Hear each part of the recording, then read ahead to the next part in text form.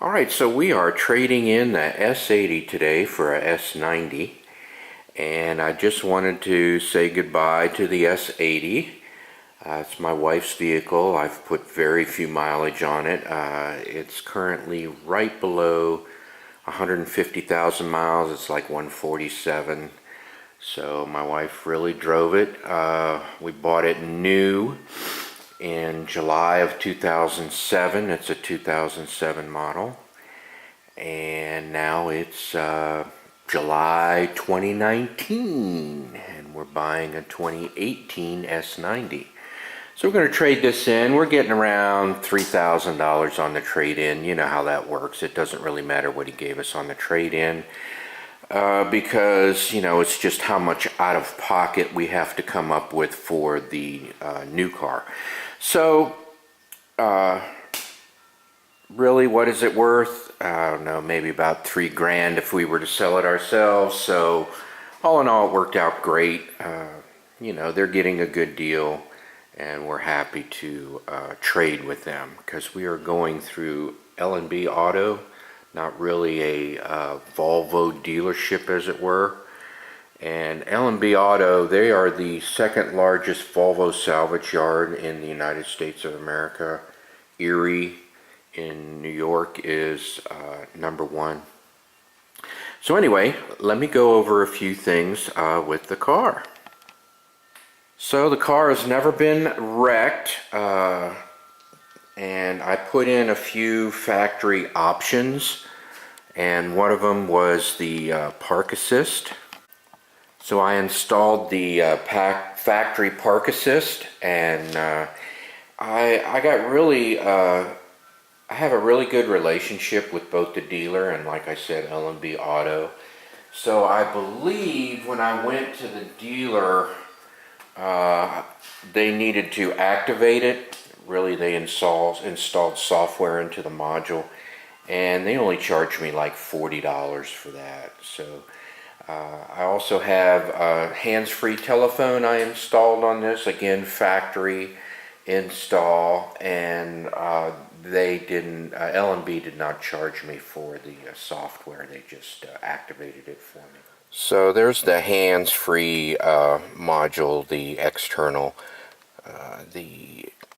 The microphone is up high, and the module is buried down here in the passenger's wheel well compartment. You know, you take out the carpet and the side panels and everything is buried in there. So along with the car, I'm giving L&B some oil filters, some rear brake pads. I'm giving them front rotors and front brakes, which you can't see underneath the cabin air filter. This goes on the XC90. We had a little tab thing here. See this little tab? It broke off, and Justin there gave me a new one, and I installed it yesterday in the 90, the XC90, and I was going to give him the old broken one back if he wants it. I don't know. So they get a value-added package. So we're looking at 147,000 miles, getting ready to turn over 148,000 miles. And like I said, there's nothing really has gone wrong with the vehicle mechanically as far as engine and transmission. But I will go over the things I did to the vehicle over the life of it. Oh, okay, everything timed out, saving the battery. I think I put in, golly day, it's 10, 12 years old. I put in one battery.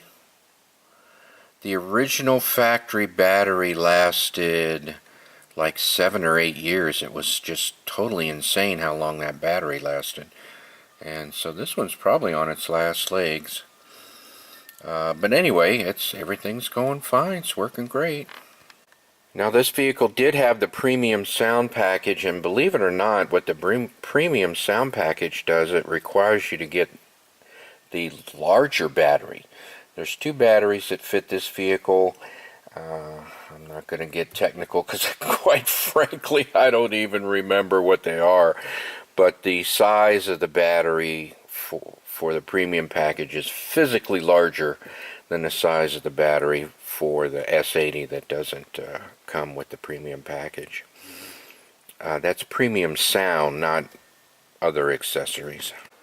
So the leather seats, you can see some cracking. Now I've had some vehicles in the past that I sold, and the people I sold them to, they just fixed it right up. They knew how to work leather. I have very little experience with leather. I know, shocking. But they just filled in the cracks and redid the color, and it looked brand new again, so I don't have any issues with L&B getting the leather back into perfect like new condition. So with my wife being basically the only driver, we had some passengers from time to time, but very few people have been in the car except for the driver, and you can see there's very little wear and tear on the car. A little bit on the pad, but that's about it. Everything else is looking good. Here you can see the leather seats. You know, really no one has really been in the back to say. We've had a few passengers from time to time, but very rare. So you can see the leather is in excellent condition. It doesn't have the deep cracks like the front did. So everything's all good. Nothing was done in the back. The seats have never had to be removed for any reason. So we're looking pretty good here.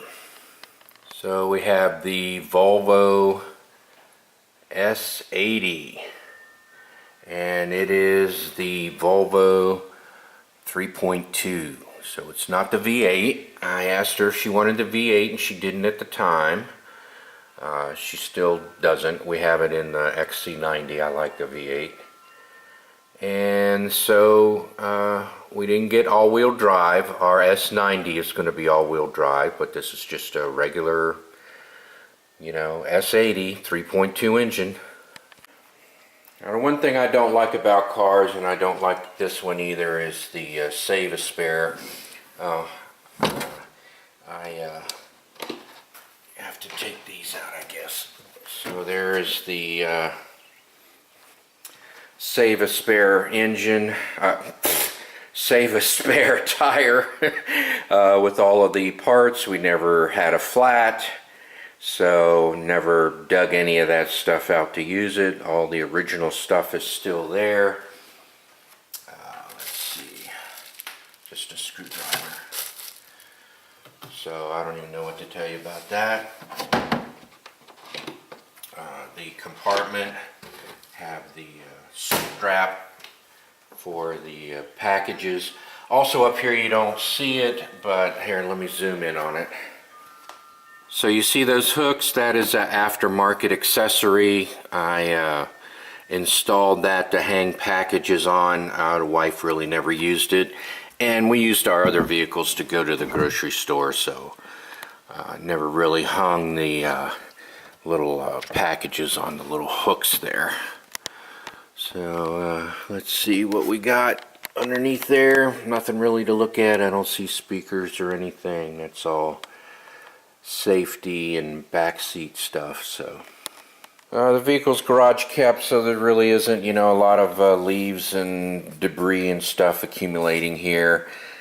Just kept it clean from time to time, so it's not in too bad a shape. I don't know if you can see it, but if you look very carefully, the fascia has hit some parking curves from time to time. You know, those stupid cement blocks that they put in parking spaces.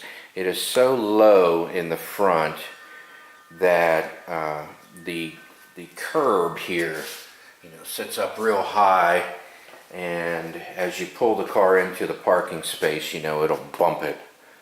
And so there are a few scratches underneath there, but nothing bad. But still, just over time, you know, hitting those things kind of messes it up. You can see it came with headlight cleaners. You can see one little chip spot there. It's plastic. I never did dab that in. And if you look on the hood seam, you might be able to see first of all, the gap's pretty big, but you know, the fascia has been kind of bumped down. It's kind of curved down a little bit. That gap right there shouldn't be that wide because this plastic fascia has been hit from parking spaces. But anyway, yeah, it's so minor. I've been very fortunate. Okay, here's my domain. So here's the engine compartment. Let's see, all the things that went wrong around here. So I noticed this wishbone thing had broke all this rubber around here. It, I guess, dry rotted and it broke off, disconnected. I replaced that.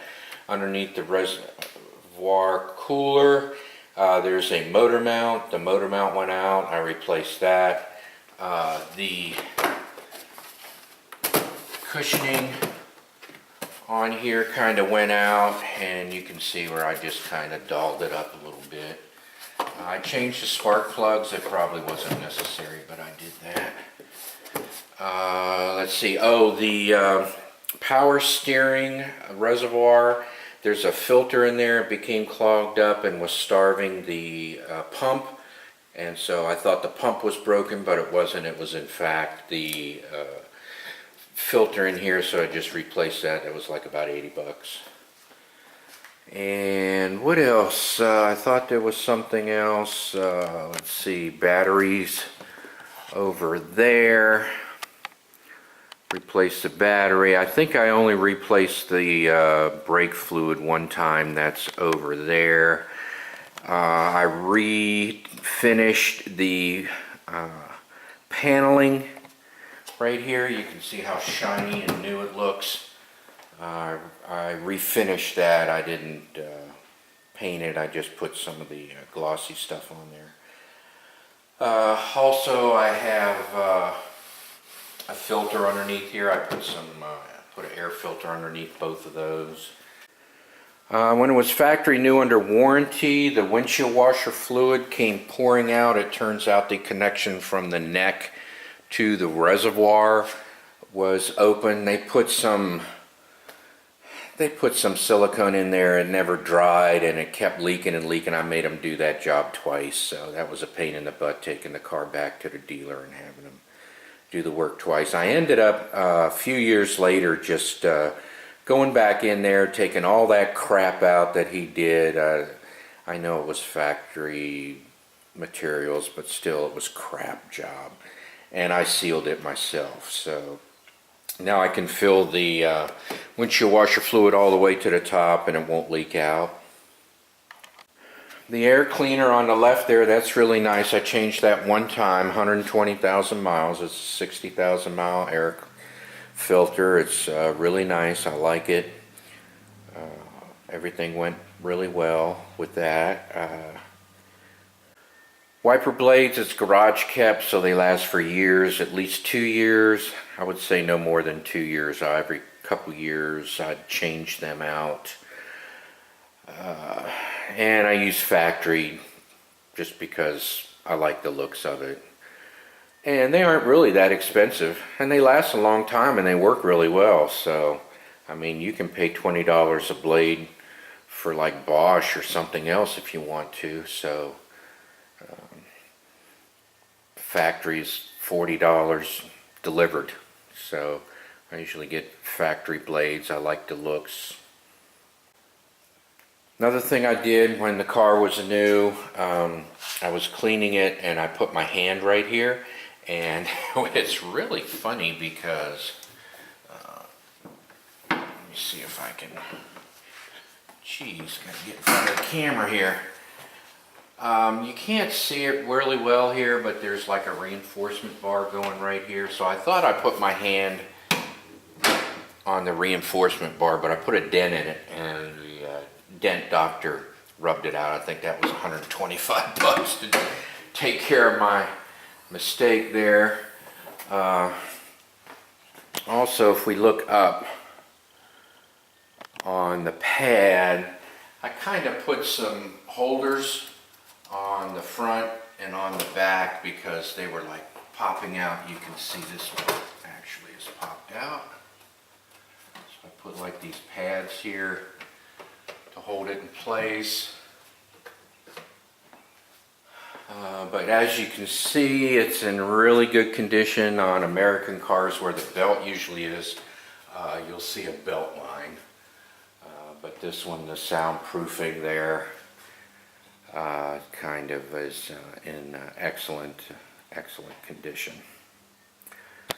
So getting back to the engine, I've never changed the coolant.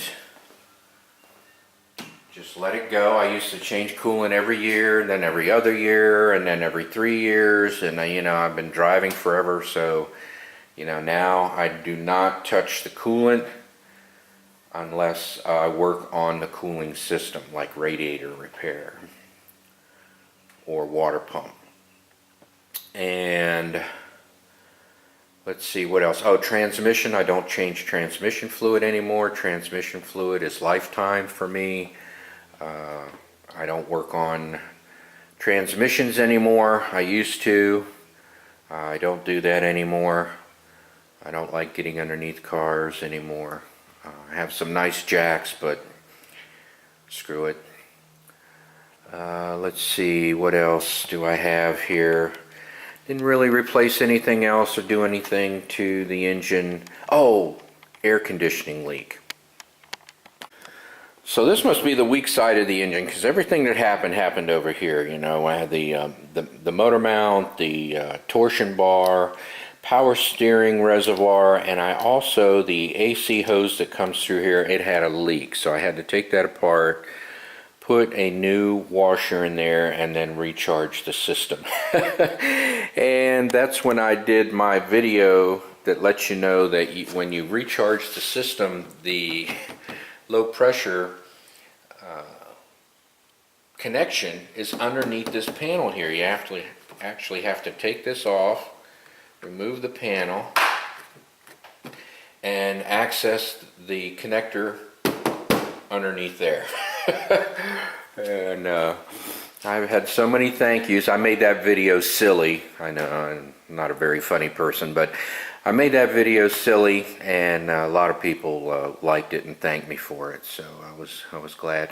But I really haven't worked on the car that much, so I don't have too many S80 videos to do car repairs.